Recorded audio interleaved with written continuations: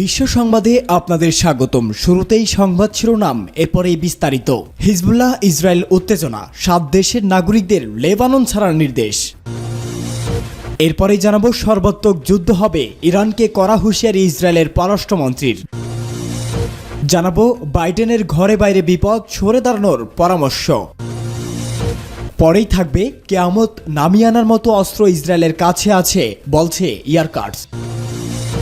এবং সর্বশেষ জানিয়ে দেব এক গুরুত্বপূর্ণ সংবাদ, মাটির নিচে রাশিয়া গড়ে তুলেছে একটি গোপন ঘাঁটি, আছে হেলিপ্যাড, রেলপথ। সংবাদ শিরোনাম শুনছিলেন, এবারে বিস্তারিত। 7 দেশের নাগরিককে লেবানন ছাড়ার নির্দেশ। ইরান সমর্থিত গোষ্ঠী হিজবুল্লাহ ও ইসরায়েলের মধ্যে সর্বাত্মক যুদ্ধ নিয়ে ক্রমবর্ধমান উদ্বেগের মধ্যে সৌদি আরব সহ 7টি দেশ নিজ দেশের নাগরিকদের লেবানন ত্যাগের আহ্বান জানিয়েছে। এছাড়া আরও 5টি দেশ তাদের নাগরিকদের লেবানন ভ্রমণে সতর্কতা জারি করেছে। তুরস্কের রাষ্ট্রীয় বার্তা সংস্থা আনাদুলুর প্রতিবেদনে এ তথ্য জানানো হয়েছে। প্রতিবেদনে বলা হয়, বৈরুত সৌদি দূতাবাস এক বিজ্ঞপ্তিতে নিজ দেশের নাগরিকদের লেবানন ভূখণ্ড ত্যাগ করার আহ্বান জানিয়েছে।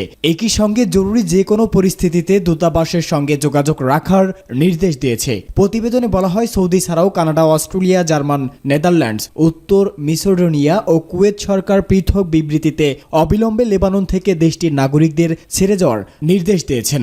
অন্যদিকে মার্কিন যুক্তরাষ্ট্র, যুক্তরাজ্য, রাশিয়া, আয়ারল্যান্ড ও জর্ডান তাদের নাগরিকদের লেবাননে ভ্রমণের ক্ষেত্রে সতর্কতা জারি করেছেন।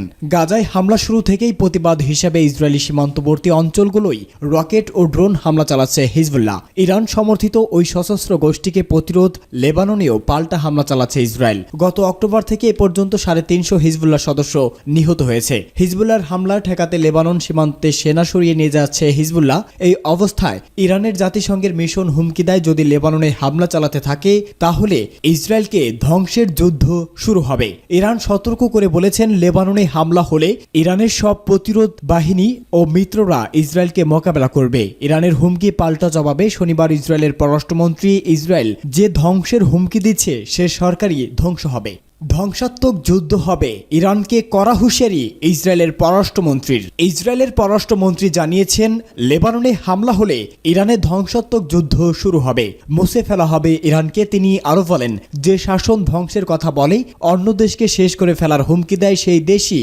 আগে ধ্বংস হয়ে যায়। ইরানের যুদ্ধের হুমকি নিয়ে তিনি সামাজিক মাধ্যমে একটি পোস্টে তীব্র প্রতিক্রিয়া জানিয়েছে। তিনি বলেছেন, খুব শীঘ্রই লেবানন সীমান্ত থেকে সরে যেতে হবে ইরান সমর্থিত হিজবুল্লাহকে। শুধু তাই নয়, ইসরায়েলকে লক্ষ্য করে হিজবুল্লাহর হামলাও বন্ধ করতে হবে। যদি তা না হয় তবে হিজবুল্লাহর বিরুদ্ধে পূর্ণ শক্তি নিয়ে কাজ করবে ইসরায়েল। তারা দমে থাকবে না, ইরানকে ধ্বংস করতে পিছুপা হবে না ইসরায়েল। অন্যদিকে ইরানের জাতিসংঘ মিশন জানিয়েছে, ইসরায়েল লেবাননে পূর্ণমাত্রায় সামরিক আগ্রাসন শুরু করলে ধ্বংসাত্মক যুদ্ধ শুরু হবে ইসরায়েলে।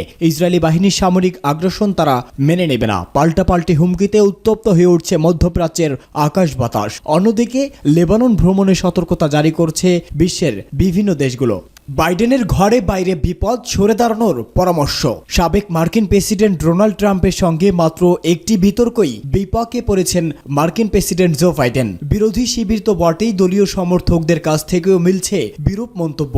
এমনকি বাইডেনকে প্রার্থিতা প্রত্যাহারের আহ্বান জানিয়েছে সংবাদ মাধ্যম নিউ ইয়র্ক টাইমসের সম্পাদক মণ্ডলীগুলো। তবে বিতর্কের অপরাগতর পরেও নির্বাচনে প্রচার চালানোর কথা বলছে বাইডেন।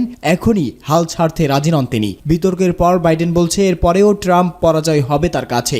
স্থানীয় সময় শুক্রবার নর্থ ক্যারোলাইনার একটি র্যালিতে অংশ নিয়ে বাইডেন এসব কথা বলেন। কে হবে আমেরিকার 47তম প্রেসিডেন্ট, সেই আলোচনা চলছে বিশ্বজুড়ে। নানা জল্পনা কল্পনার পর বৃহস্পতিবার প্রথমবারের মতো সরাসরি বিতর্ক করেছেন বাইডেন ও ট্রাম্প। সেই বিতর্কেই যেন কালো হলো দ্বিতীয় মেয়াদ নির্বাচনে দাঁড়ানো মার্কিন প্রেসিডেন্ট জো বাইডেনের। একের পর এক ফৌজদারি মামলায় অভিযুক্ত ট্রাম্পের বিপরীতে বাইডেনের নিষ্ক্রিয় পারফরমেন্সের হতাশ ডেমোক্রেট সমর্থকরা। প্রশ্ন উঠেছে তার সক্ষমতা নিয়ে। এমন পরিস্থিতিতে নির্বাচন থেকে বাইডেনকে প্রার্থিতা প্রত্যাহারের আহ্বান জানিয়েছে সংবাদ মাধ্যম নিউ ইয়র্ক টাইমসের সম্পাদক মণ্ডলী। ট্রাম্পকে হারানোর মতো সক্ষমতা বাইডেনের নেই উল্লেখ করে শক্ত বিকল্প প্রার্থী খোঁজার পরামর্শ দিয়েছেন তারা। সংবিধানের 25তম সংশোধনীয় কাজে লাগিয়ে বাইডেনকে প্রেসিডেন্ট পদ থেকে সরে দেওয়ার পরামর্শ দিয়েছে মার্কিন হাউস স্পিকার মাইক জনসন। তিনি বলেছে, এই বিষয়ে কথা বলতে আমার মোটেই ভালো লাগছে না, কিন্তু পরিস্থিতি যেমন দেখছি তাতে আমি কেন? অনেকের মতেই বাইডেনের দক্ষতা নিয়ে প্রশ্ন উঠেছে। বাইডেনের মন্ত্রিসভার উচিত সংবিধানের 25তম সংশোধনী কাজে লাগিয়ে তাকে অপসারণ করা। এদিকে মার্কিন প্রেসিডেন্ট কমলা হ্যারিস বলেন, এক রাতের বিতর্ক নির্বাচনী ভাগ্য নির্ধারণ করে না, তবে বিতর্কে বাইডেনের পারফরম্যান্স হতাশজনক ছিল বলে স্বীকার করেন তিনি। কমলা হ্যারিস বলেন, আমাদের প্রেসিডেন্ট নিজেই স্বীকার করেছে যে বিতর্কে তার পারফরম্যান্স ভালো ছিল না। প্রেসিডেন্ট জো বাইডেনকে আমরা বিশ্বাস করি, তিনি ট্রাম্পকে আগে একবার হারিয়েছেন, এবারও হারাবেন। কিয়ামত নামিয়ে আনার মতো অস্ত্র ইসরায়েলের কাছে আছে বলে মন্তব্য ইয়ার কার্টোজের। মধ্যপ্রাচ্যের কোনো দেশ যদি ইসরায়েলের বিরুদ্ধে সর্বাত্মক আক্রমণ চালায়, তবে কিয়ামত নামিয়ে আনার মতো অস্ত্র ইসরায়েলের কাছে আছে বলে হুঁশিয়ারি দিয়েছে দেশটির অ্যারোস্পেস ইন্ডাস্ট্রির চেয়ারম্যান ইয়ার কার্টোজ। স্থানীয় সময় গতকাল শনিবার ইয়াহুদ মনসন শহরে ইসরায়েল অ্যারোস্পেস ইন্ডাস্ট্রিজ শ্রমিক পরিষদের এক অনুষ্ঠানে তিনি একথা বলেন। খবর জেরুজালেম পোস্টের। ইয়ার কার্টোজ বলেন, যদি আমরা বুঝতে পারি আমাদের অস্তিত্ব হুমকির মুখে এবং ইরান, ইয়েমেন, সিরিয়া, ইরাক ও মধ্যপ্রাচ্যের সব দেশ যদি সিদ্ধান্ত নেয় যে তারা আমাদের বিরুদ্ধে বোঝাপড়া করার সময় এসেছে, এই অবস্থায় আমি মনে করি আমাদের কিয়ামত নামিয়ে আনার মতো অস্ত্র ব্যবহারের সক্ষমতা আছে। তিনি আরো জোর দিয়ে বলেন, যুক্তরাষ্ট্র, ব্রিটেন ও জার্মানি আমাদের বুদ্ধি দিয়ে সহায়তা করছে। তারা আমাদের জানায় কোন কোন পদক্ষেপ আমাদের বিপদে ফেলতে পারে। ইসরায়েলে ইরানি হামলার বিষয়ে ইয়ার কার্টোজ বলেন, আমাদের প্রকৌশলী ও কর্মীরা বেশ কয়েক সপ্তাহ ধরে এ ধরনের দৃশ্যকল্পের জন্য প্রস্তুত ছিল।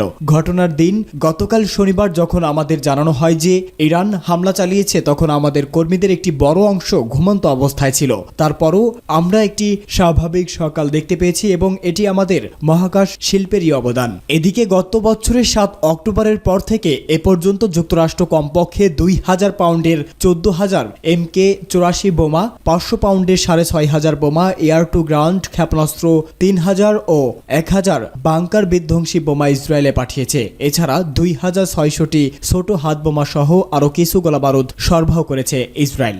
মাটির নিচে রাশিয়ার গোপন ঘাঁটি আছে, হেলিপ্যাড, রেলপথ। দশকের পর দশক পেরিয়ে গেছে, কিন্তু রহস্য ঘেরা এই পর্বতে গোপনে কি কার্যক্রম চালাচ্ছে রাশিয়া তা আজও জানতে পারেনি যুক্তরাষ্ট্র। সেই 1995 সালে স্যাটেলাইট ইমেজ উরাল পর্বতমালায় রাশিয়ার গোপন কার্যক্রম ধরা পড়ে, কিন্তু সেখানে আরও কয়েক দশক আগে থেকে কার্যক্রম চালিয়ে আসছে রাশিয়া। মার্কিন গোয়েন্দা সংস্থা CIA রাশিয়ার রহস্যময় এই প্রজেক্ট নিয়ে প্রতিবেদন তৈরি করেছে, কিন্তু রাশিয়ার কথিত ইয়ার 51 আজও গোয়েন্দাদের কাছে রহস্যে ঘেরা। রাশিয়ার দক্ষিণ উরাল বিভাগের সর্বোচ্চ পর্বত এবং দক্ষিণ উরাল নেচার রিজার্ভের মধ্যে অবস্থিত একটি পর্বত। পর্বতটির চারদিক ঘন জঙ্গলে মোড়া, কিন্তু কেন এই পর্বত ভয়ঙ্কর এবং রহস্যময় মনে করা হয়? ইয়ামান্তিওর নিচে প্রদস্ত একটি সামরিক ঘাঁটি তৈরি করছে রাশিয়া। কারো কারো মতে এটি পৃথিবীর সর্ববৃহত্তম সামরিক বাংকারও রয়েছে। যদিও রাশিয়ার সরকার কখনো সেখানে সামরিক ঘাঁটি বা বাংকারের অস্তিত্বের কথা স্বীকার করেনি, তবে ওই বাংকারের অস্তিত্ব সংক্রান্ত বিভিন্ন প্রমাণ বিভিন্ন সময় প্রকাশ্যে এসেছে।